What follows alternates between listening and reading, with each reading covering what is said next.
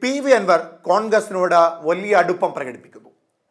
പിണറായി വിജയനോടുള്ള എല്ലാ എതിർപ്പുകളും പ്രകടമാക്കുന്ന സാഹചര്യത്തിൽ UDF-ഉം പി.വി. അൻവറും ഒരേ പാളയത്തിൽ സഞ്ചരിക്കുന്ന ഇരുപക്ഷമാണ് എന്ന ബോധ്യം കോൺഗ്രസിനെ ധരിപ്പിക്കുവാൻ വേണ്ടിയുള്ള എല്ലാ നീക്കങ്ങളും പി.വി. അൻവറിന്റെ ഭാഗത്തു നിന്നുണ്ടാകുന്നു. കോൺഗ്രസിലേക്ക് പി.വി. അൻവറിനെ സ്വീകരിക്കുവാൻ ഒരു വിഭാഗം നേതാക്കന്മാർ വലിയ വിയോജിപ്പ് പ്രകടിപ്പിക്കുന്ന സാഹചര്യത്തിൽ പി.വി. അൻവർ LDF വിട്ടാൽ BJP-യിലേക്ക് പോകാൻ കഴിയാത്ത സാഹചര്യത്തിൽ UDF സ്വീകരിക്കാത്ത സാഹചര്യത്തിൽ എന്ത് ചെയ്യുമെന്ന ഒരു വലിയ ചോദ്യചിഹ്നം നിലനിന്നിരുന്നു. അങ്ങനെ ഡെമോക്രാറ്റിക് മൂവ്മെന്റ് ഓഫ് കേരള എന്ന DMK അദ്ദേഹം രൂപീകരിക്കുന്നു. പിന്നീട് അദ്ദേഹം തൃണമൂൽ കോൺഗ്രസുമായി ചർച്ച നടത്തുന്നു. തൃണമൂൽ കോൺഗ്രസുമായുള്ള ചർച്ചയുടെ പുറത്ത് പി.വി. അൻവർ കോൺഗ്രസിനോടൊപ്പം നിരുപാധികം പിന്തുണ നൽകിക്കൊണ്ട് തൃണമൂൽ കോൺഗ്രസിന്റെ ഭാഗമായി പ്രവർത്തിക്കുമെന്നും ഒരു കാലത്ത് UDF-ലേക്ക് ചേക്കേറുവാനുള്ള സാധ്യതയും അത്തരത്തിലൂടെ ഊട്ടിയുറപ്പിക്കുകയാണ് പി.വി. അൻവർ. അങ്ങനെ കോൺഗ്രസുമായി ചേർന്നുകൊണ്ട് പിണറായി വിജയനെതിരെയും PSCക്കെതിരെയും ഇടതുപക്ഷത്തിനെതിരെയും വലിയ പടപ്പുറപ്പാട് നടത്തുവാനുള്ള എല്ലാ സജ്ജീകരണങ്ങളും നടത്തിക്കൊണ്ടിരിക്കുന്നു പി.വി. അൻവർ. ഈ സാഹചര്യത്തിൽ അങ്ങനെ കോൺഗ്രസ് പി.വി. അൻവറിനെ സ്വീകരിക്കുകയാണ് എങ്കിൽ കോൺഗ്രസിന് തിരിച്ചടി ഉണ്ടാകുമോ എന്ന ചോദ്യം വളരെ പ്രസക്തമാണ്. പി.വി. അൻവർ കോൺഗ്രസിലേക്ക് വരുമ്പോൾ ഇടതുപക്ഷത്തിന് ആ തെരഞ്ഞെടുപ്പിൽ പരാജയം ഉണ്ടായാൽ അത് പിണറായി സർക്കാരിനെതിരെയും പിണറായി വിജയനെതിരെയും PSCക്കെതിരെയും ഒക്കെ ഉണ്ടാകുന്ന വലിയ തിരിച്ചടിയായി തന്നെ കണക്കാക്കേണ്ടതായിട്ടുണ്ട്. ഇനി കോൺഗ്രസിലേക്ക് പി.വി. അൻവർ വരുമ്പോൾ അത് 2026 നിയമസഭാ തെരഞ്ഞെടുപ്പിലും വരാൻ പോകുന്ന ഉപതെരഞ്ഞെടുപ്പിലുമെല്ലാം കോൺഗ്രസിൽ വലിയ പടലപ്പിണക്കങ്ങൾ ഉണ്ടാക്കുവാനുള്ള സാധ്യതയുണ്ടോ എന്ന് കൂടി പരിശോധിക്കേണ്ടതായിട്ടുണ്ട്. പി.വി. അൻവറിന്റെ കോൺഗ്രസ് പ്രവേശനം കോൺഗ്രസിന് വിനയാകുമോ എന്ന ചോദ്യത്തിന് കഴമ്പുണ്ട്. പരിശോധിക്കാം. അതായത് പി.വി. അൻവർ കോൺഗ്രസിനോട് അടുപ്പം പ്രകടിപ്പിക്കുന്നു, കോൺഗ്രസിലേക്ക് എത്തുവാനുള്ള വാതായനങ്ങൾ തുറന്നിടുന്നു. അവിടെ VD സതീശൻ എന്ന കോൺഗ്രസിന്റെ പ്രതിപക്ഷ നേതാവ് പി.വി. അൻവറിനോടുള്ള എതിർപ്പ് രൂക്ഷമായി തന്നെ പ്രകടിപ്പിക്കുന്നു. അദ്ദേഹത്തിനെതിരെ നിയമസഭയ്ക്കുള്ളിൽ പി.വി. അൻവർ ഉയർത്തിയ ഏറ്റവും പ്രധാനപ്പെട്ട ആരോപണം ഒരു അഴിമതി ആരോപണമാണ്. അതിനെ ആദ്യഘട്ടത്തിൽ പുച്ഛത്തോടെ തള്ളിയെങ്കിൽ പോലും പി.വി. അൻവർ അതിന് മറുപടി നൽകാതിരുന്ന സാഹചര്യത്തോളം അത് ചർച്ചയായിക്കൊണ്ടിരിക്കുകയായിരുന്നു. ഈ സാഹചര്യത്തിലാണ് പി.വി. അൻവർ മാധ്യമങ്ങളെ കണ്ടുകൊണ്ട് കോൺഗ്രസിന് നിരുപാധികം പിന്തുണ നിലമ്പൂരിൽ നൽകുമെന്നും താൻ നിലമ്പൂരിൽ സ്ഥാനാർത്ഥിയാകില്ല എന്നും പ്രകടമായി പറയുന്നത്. അവിടെ VD സതീശൻ എന്ന പ്രതിപക്ഷ നേതാവിനോടും കേരളത്തിലെ വോട്ടർമാരോടുമുള്ള മാപ്പ് പൊതുമധ്യത്തിൽ മാധ്യമങ്ങൾക്ക് മുമ്പിൽ വെച്ചുകൊണ്ട് അദ്ദേഹം അപേക്ഷിക്കുന്നു. പി.വി. അൻവർ ആവശ്യപ്പെട്ട മാപ്പ് VD സതീശൻ നൽകുന്നു. എന്നാൽ പി.വി. അൻവറിനെ കോൺഗ്രസിലേക്ക് എടുക്കണമെന്ന തീരുമാനം തനിക്ക് ഏകപക്ഷീയമായി എടുക്കുവാൻ സാധിക്കുന്നതല്ല.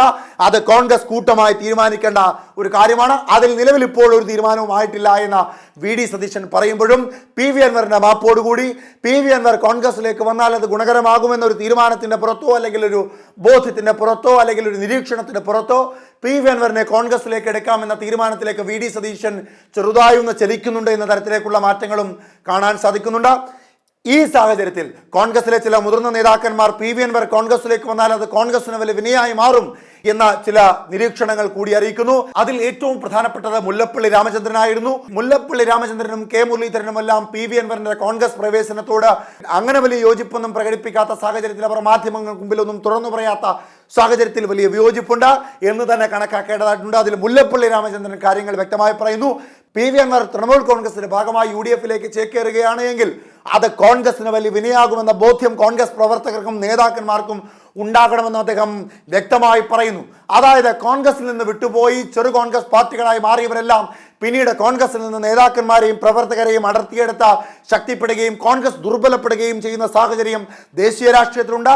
അത്തരത്തിലൊരു രാഷ്ട്രീയ സാഹചര്യം കേരളത്തിൽ ഉണ്ടാകാനുള്ള സാധ്യതയുണ്ട്. തൃണമൂൽ കോൺഗ്രസ് ബംഗാളിൽ പടർന്ന് പന്തലിച്ച് നിൽക്കുന്നതിന്റെ പ്രധാന കാരണങ്ങളിലൊന്ന് കോൺഗ്രസിനോട് അനുഭാവം പ്രകടിപ്പിച്ചു വന്നിരുന്ന ന്യൂനപക്ഷങ്ങളെ തൃണമൂൽ കോൺഗ്രസിലേക്ക് അടുപ്പിച്ചതാണ്.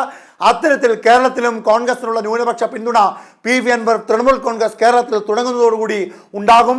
അത്തരത്തിൽ കോൺഗ്രസിൽ നിന്ന് കോൺഗ്രസ് അനുയായികൾ, കോൺഗ്രസ് പ്രവർത്തകർ കോൺഗ്രസ് എന്ന വാൽപേരുള്ള തൃണമൂൽ കോൺഗ്രസിലേക്ക് ചേക്കേറുവാനുള്ള സാധ്യതയെ പിന്തള്ളുവാൻ കഴിയില്ല എന്ന ഒരു നിരീക്ഷണമാണ് മുല്ലപ്പള്ളി രാമചന്ദ്രൻ മുൻപോട്ട് വയ്ക്കുന്നത്.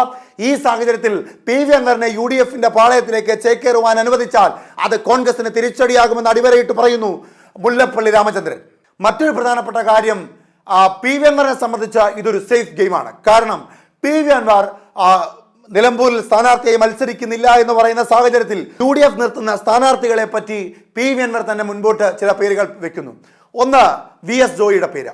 VS ജോയിയെ സ്ഥാനാർത്ഥിയാക്കുകയാണ് എങ്കിൽ, അതായത് കോൺഗ്രസ് സാധാരണമായി DCC അധ്യക്ഷൻ എന്ന പേരിൽ VS ജോയിയുടെ പേര് മുൻപോട്ട് വെച്ചുകൊണ്ട് സ്ഥാനാർത്ഥിയാക്കുകയാണ് എങ്കിൽ PV അൻവറിന്റെ നോമിനി എന്ന രീതിയിലേക്കായിരിക്കും VS ജോയിയെ പിന്നീട് വാഴ്ത്തപ്പെടുക. അത്തരത്തിലൊരു വാഴ്ത്തുപാട്ട് കോൺഗ്രസിനെ സംബന്ധിച്ച് വിനയായി മാറും. പ്രത്യേകിച്ച് PV അൻവറിന്റെ UDF പ്രവേശനത്തിൽ വിരുദ്ധാഭിപ്രായമുള്ള കോൺഗ്രസ് നേതാക്കന്മാർ അത് പ്രകടമായി പ്രകടിപ്പിക്കുകയും കൊഴിഞ്ഞുപോക്കലിലും പടലപ്പിണക്കത്തിനുമൊക്കെ സാധ്യതയായി മാറുവാനുള്ള സാധ്യതയും തള്ളിക്കളയുവാൻ കഴിയില്ല. മറ്റൊന്ന് ആര്യാടൻ ഷൗക്കത്തിന്റെ പേരാണ്. ആര്യാടൻ ഷൗക്കത്തിനെ കോൺഗ്രസ് സ്ഥാനാർത്ഥിയാക്കുകയാണ് എങ്കിൽ PV അൻവറിനെ പൂർണ്ണ മനസ്സോടുകൂടി കോൺഗ്രസ് സ്വീകരിച്ചിട്ടില്ല എന്ന ഒരു ആശയവും മുൻപോട്ട് വരും.